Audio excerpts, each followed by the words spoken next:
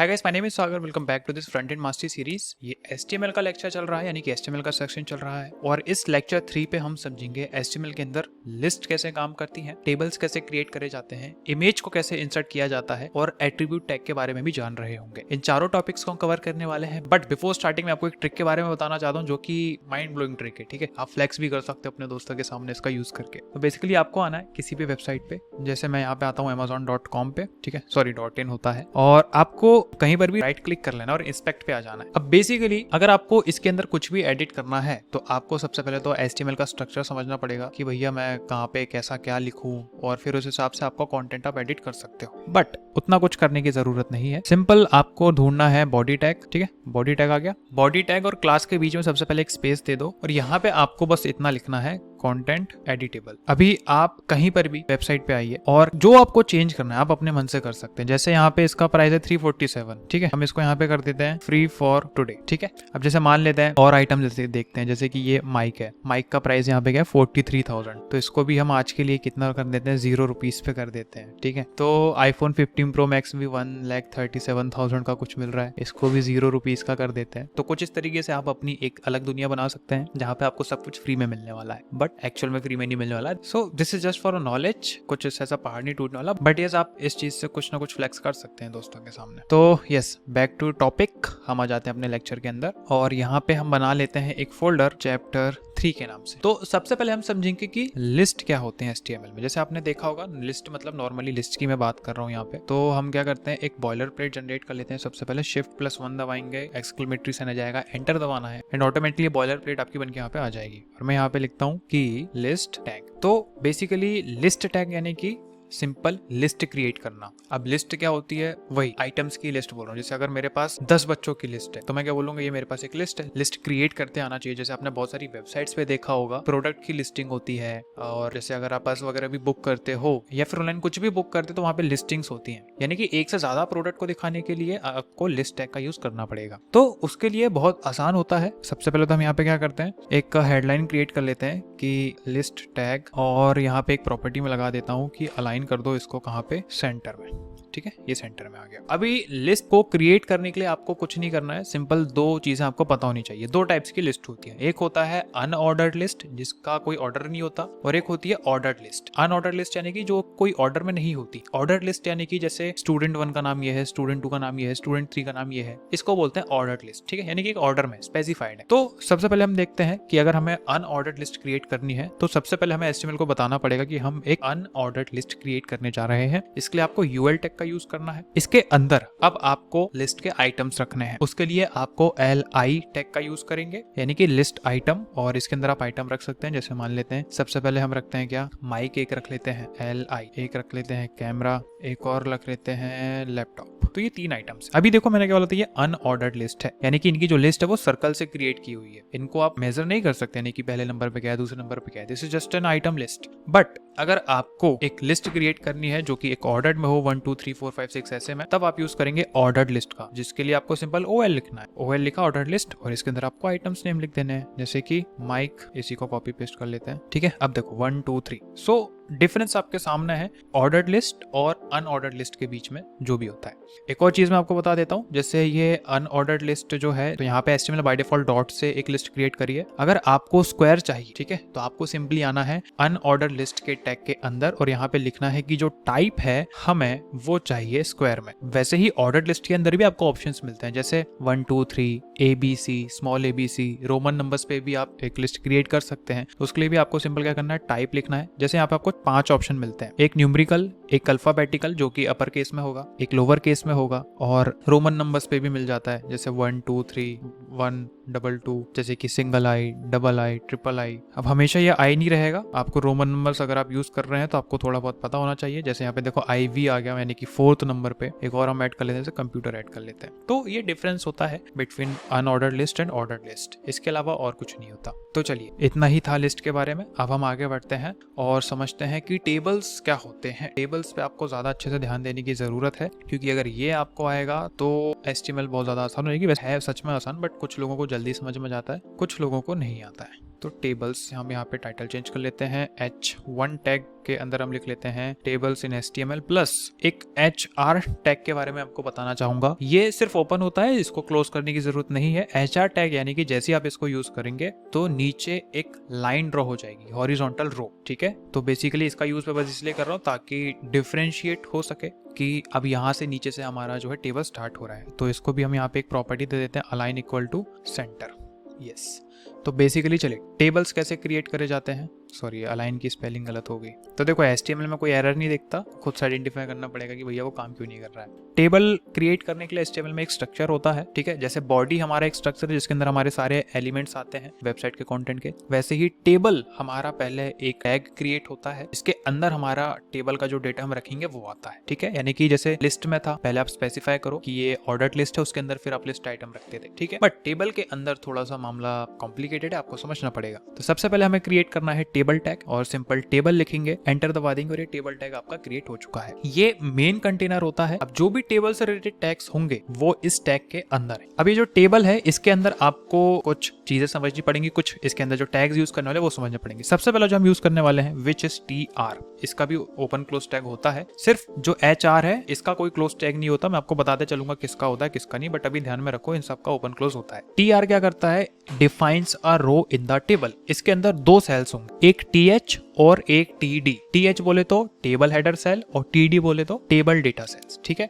अभी TH क्या होता है, TH defines a header in a table. By default ये बोल्ड होते हैं और ये सेंटर में अलाइन होते हैं, और ये हमेशा TR के अंदर आएंगे। तो बेसिकली हम TH यानी कि हेडर डिफाइन करते हैं कि S.नंबर। देखो मैंने कहा था कि ये बोल्ड होते हैं बाय डिफॉल्ट। अगर ये हेडर है तो अगर मतलब आप TH का यूज कर रहे हो टेबल हेडर का, इट मींस ये रो के हेडर है, ठीक है। इट मींस आपने एक रो क्रिएट करी है, उसके अंदर आप ये सेक्शंस डिफाइन कर रहे हैं, सीरियल नंबर, फर्स्ट नेम और लास्ट नेम। अब ये टेबल क्रिएट हो रहा है। अब इसमें आप सोच रहे होंगे कि सर इसमें तो लाइन ही नहीं है, बॉर्डर ही नहीं है, तो डोंट वरी, वो चीज भी लाएंगे अब। तो ये हो गई हमारी रो। इसको क्रिएट करने के लिए आप यूज करेंगे TR टैग का। अब आप ये जो हेडिंग्स हैं, ठीक है, फर्स्ट नेम लास्ट नेम, ये हमारे टेबल की मुख्य हेडिंग है, इनको आप रखेंगे TH के अंदर। अभी इनके अंदर डेटा भी इंसर्ट करना है, तो उसके लिए हम ये क्या यूज करेंगे, उसके लिए अगेन हमें एक रो क्रिएट करनी पड़ेगी और इसके अंदर हम डेटा रखेंगे TD, ठीक है, यानी कि TD यानी कि टेबल डेटा। तो S नंबर पे सबसे पहले हम लाएंगे 01 को, एक और TD क्रिएट करेंगे और उसके नीचे हम लाएंगे जैसे रमेश है, ठीक है, TD एक और क्रिएट करेंगे और इसके अंदर हम लास्ट नेम डाल देते हैं रमेश तिवारी। That's it. अगर आपको और डेटा डालना है तो आपको अगेन यही चीज रेप्लिकेट करनी पड़ेगी। अगर आप सोचो कि यही के यही मैं फिर से स्टार्ट कर देता हूँ कि 02, तो वैसा नहीं होगा, वो यहाँ से क्रिएट करना स्टार्ट कर देगा, ठीक है। यानी कि एक सिंगल रो पे डेटा आपका इंसर्ट होते रहेगा, वो चीज हमें नहीं करनी है। हमें दोबारा से दूसरा जो स्टूडेंट है उसको डालना है, जैसे 02 रमेश सुरेश तिवारी। तो ये टेबल बनते जा रहा है। ऐसे आप टेबल क्रिएट कर सकते हैं।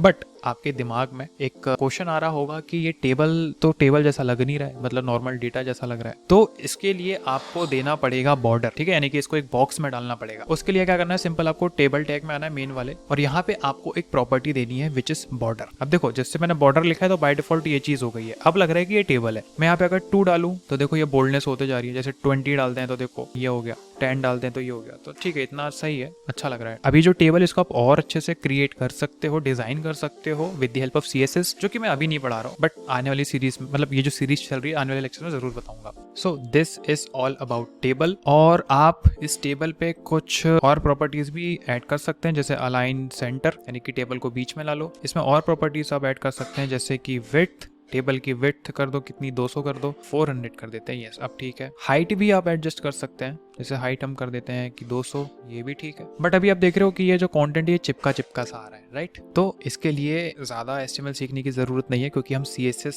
बस स्टार्ट करने वाले हैं 2-3 लेक्चर में, तो उसमें भी मैं आपको इसको और डिटेल में बताऊंगा। तो बस टेबल्स में लेके इतना ही है, इससे ज्यादा कुछ नहीं है। आपका असाइनमेंट जो है टेबल से रिलेटेड, इन सबसे टॉपिक से रिलेटेड जो मैंने अभी आपको पढ़ाए, वीडियो के डिस्क्रिप्शन मिल जाएगा। अब मूव करते हैं हमारे नेक्स्ट टॉपिक की तरफ, जो कि है इमेज टैग के बारे में। और यहाँ पे हम एक और फाइल बना लेते हैं, image.html, बॉयलर प्लेट जनरेट कर लेते हैं।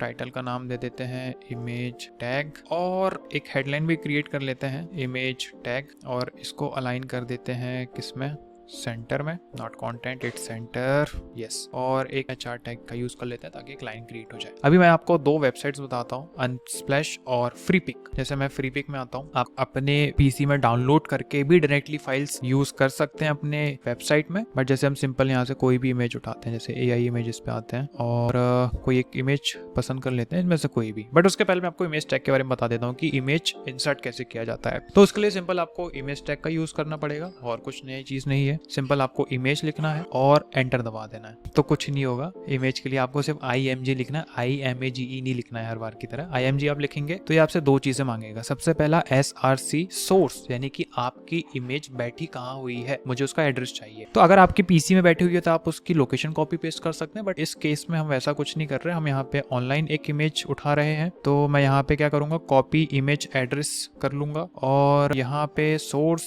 के अंदर आके हम इसको पेस्ट कर लेंगे। ठीक है, तो ये इमेज हमारी यहाँ पे आ जाएगी। और सेकंड चीज जो है ये ALT यानी कि अल्टरनेटिव टेक्स्ट, यानी कि बाय डिफॉल्ट अगर आपकी इमेज किसी वेबसाइट पे लोड नहीं हो रही है तो वहां पे आपको क्या दिखाना है, इमेज के बदले एक टेक्स्ट वो दिखा देगा ताकि कस्टमर समझ जाए कि अच्छा ये इमेज जो मैं देखना चाह रहा था वो इस टॉपिक के बारे में थी। तो हम यहाँ पे क्या कर देते हैं कि ट्री प्लस सनसेट, यही है मेरे ख्याल से, हाँ सनसेट ही, प्लस बोट भी कर देते हैं ताकि अगर ये इमेज लोड नहीं हुई तो उसको वो दो चीजें दिख जाएंगी कि भैया इस फोटो पे ट्री, सनसेट और बोट, तीन चीजें मुझे दिखने वाली है। आप इसकी हाइट विड्थ भी एडजस्ट कर सकते हैं। जैसे मान लो हाइट की बात करें तो मैं यहाँ पे 100 देता हूँ, तो देखो ये इतना छोटा हो जाएगा 300। और विड्थ भी आप इसकी एडजस्ट कर सकते हो, जैसे 500, आप इसको छोटा भी कर सकते हो। 400 में ऐसा दिखेगा, 300 में ऐसा, 200 में ऐसा। ठीक है, ऐसे ही ठीक रखते हैं इसको। So this is all about image tag कि आप अपने वेब पेज में इमेज को कैसे इंसर्ट कर सकते हैं। उसके बाद एक टैग के बारे में और बताना चाहूंगा, which is anchor tag, anchor.html, और इसको कर लेते हैं ओपन। तो बेसिकली बॉयलर प्लेट जनरेट कर लेते हैं और यहाँ पे हम लिख लेते हैं एंकर टैग, है ना,